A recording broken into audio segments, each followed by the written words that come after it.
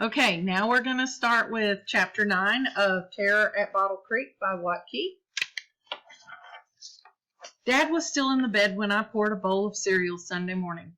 I left the television on and walked outside. 2 pickup trucks were back down the launch ramp, pulling out their boats. I ran my eyes over the stalls and saw that 6 of them were already empty. I heard someone walk up behind me and turned to see Dad, rubbing his eyes like he hadn't had any sleep. "I guess we ought to get after it," he said. "What do you want me to do?" "Go over to the shed. I'll meet you there with the truck, and we can load that plywood and take it to the Stovall's." As I was crossing the yard, I saw the girls up at the house getting into Mrs. Stovall's car for church. Both of them wore matching yellow dresses with green ribbons in their hair, like 2 colorful birds on the hill. Liza waved to me, and I lifted my hand at her. We spent all morning hauling the heavy 4x8 sheets of half-inch plywood up to the house and screwing them over the windows. It was exhausting work, but I didn't mind. I felt better about everything again, and Dad there and getting things done. We took a break for lunch and ate peanut butter and jelly sandwiches on the houseboat. The sky was blue, and only an occasional breeze rippled the surface of the river. It was hard to imagine the storm I'd seen on the news was out there. Despite the good weather, there was a sense of urgency developing at the landing. More people were arriving to get their boats out of the stalls and the boatyard and take them away to higher ground. Everyone seemed in a hurry and not willing to stay and talk much. "What do you want to do about this houseboat?" I asked Dad. "I'm thinking about it. We could anchor it up on one of the creeks. It'll take more than the 2 of us to get this thing upriver," he said. "We gonna stay up at the Stovall's until the storm's over?" "Yeah, I guess. We need to make sure their generator's working."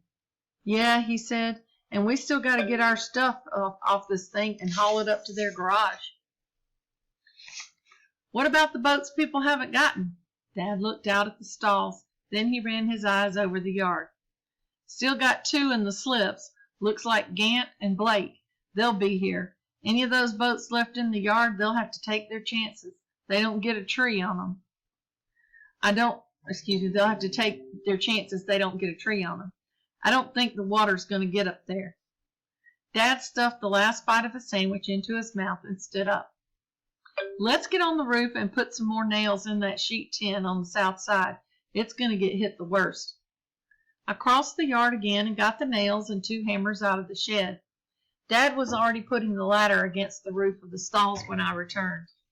We climbed up and started driving extra nails along the seams of the aluminum sheets. I always liked the view of the river from there. You could hear the rush of it and see the spoonbills rolling out of the center. The breeze had picked up slightly and tossed my hair about, but it was just a normal blustery fall afternoon.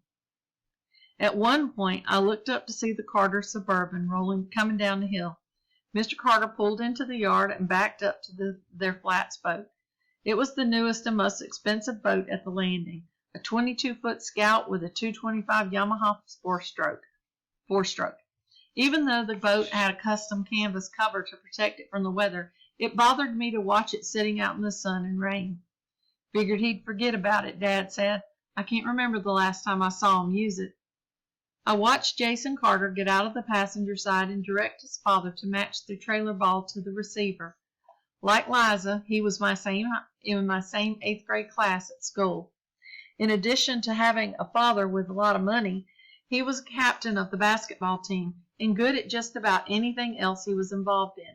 He was easily the most popular boy in our grade. Jason looked up and saw me. "How's it going, Court?" "Just trying to get ready," I said. Jason seemed to have everything, including a piece of my life at the landing. But I was okay with him until he asked Liza to the fall dance at our school the year before. Ever since then, I'd felt the heat of jealousy creep into my face when I saw him. "Basketball team's off to a good start this year," he said. "Too bad you can't come out with us." "Maybe next year," I said. It burned me up to think that I should have asked her myself, but I didn't.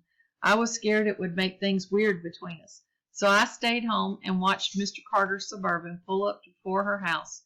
I saw Jason go to the door, and she came out in a pretty dress, and they took her away like I'd never see her again. The next day I asked her if she was his girlfriend. No, she said, like it was a crazy thought, and I suddenly realized I didn't want to know any more. Jason now glanced up at the house. "Liza around?" he asked. "No." "Tell her I'll call her," he said. I nodded at him. He could just roll into anywhere and take what he wanted, and there was nothing I could do about it. Mr. Carter got their boat connected, and they started to get back into their Suburban. "See you at school," Jason said, "after this thing blows over." "Yeah," I said. "See you later." Dad glanced up as the Carters pulled away. "Maybe your mother can still pick you up from practice. I'll talk to her about it." "I can't count on her. I'd get you myself, but I've got to make a living. I'm usually down on the river in the afternoons." "I know," I said. "Forget about it." That evening I heard tires crunching on the gravel road up the hill. I watched headlights coming down to the river bank. The car pulled to a stop just above me, and I saw it was Sheriff Curly Stanson, Dad's friend since grade school. He left the engine running and stepped out with a cheek full of sunflower seeds. He spit a hole at the dirt and studied me over the roof of the patrol car. His door chime dinged softly against the night. "Court," he said. "Hey, Mr. Stanson." "Y'all ready for this thing?" "We're working on it." "Where's Dad?" "Up the road, I guess." The sheriff frowned and spit again. "What you gonna do about this houseboat?" "I don't know. He said he's thinking about it." "I hope you don't plan on staying on it." "I think we're going to stay up at the Stovall's."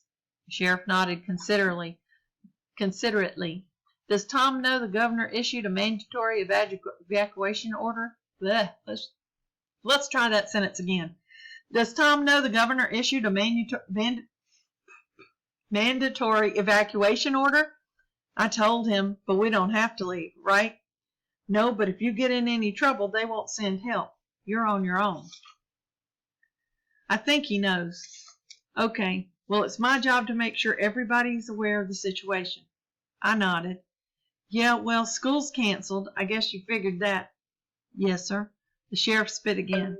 "Okay, I'll be back tomorrow in case anybody needs help before this mess gets started." He got back into his patrol car and pulled away. I watched his brake lights come on uphill at the Stovall's house. I saw him get out and approach their door.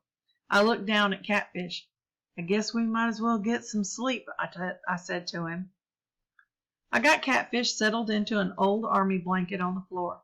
Then I climbed up top and lay there staring at the ceiling, listening to the creaking of the pontoons and the chatter of the swamp outside. It was hard to imagine that all of it would soon be wind thrashed and flooded. My gut told me we hadn't prepared enough. We hadn't hauled our stuff out, tested the generator, or even secured the houseboat. It didn't seem possible to get it all done in time. That's all for Chapter 9.